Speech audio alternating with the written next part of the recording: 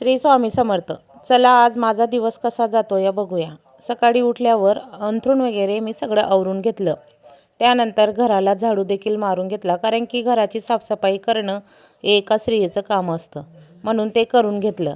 आणि त्यानंतर मी बाहेर लिक्विडवाला आलेला होता, जे मशीनसाठी भांड्यांचं आणि कपड्यांचं लिक्विड घेऊन आली. आंघोळ झाली, देवपूजा करून घेतली, म्हणजे स्वामी समर्थांची जी सेवा असते रोजची ती कंप्लीट केली. त्यानंतर जेवणाचा बेत.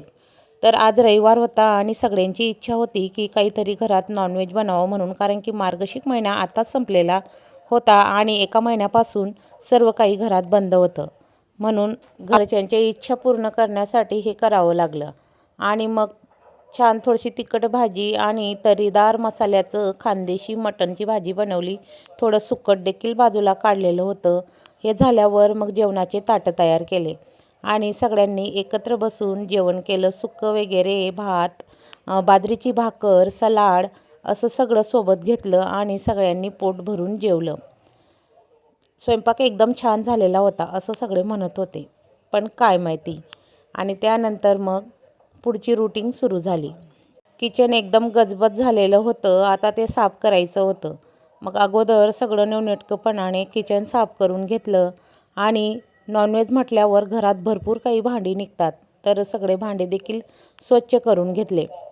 अशा प्रकारे माझी सकाळपासून तर दुपारपर्यंतची ही रूटीन होती. अशा प्रकारे सर्व भांडे देखील साफ करून घेतले आणि किचन व्यवस्थित स्वच्छ करून, बघा स्त्रियांना भरपूर काही कामं असतात घरामध्ये.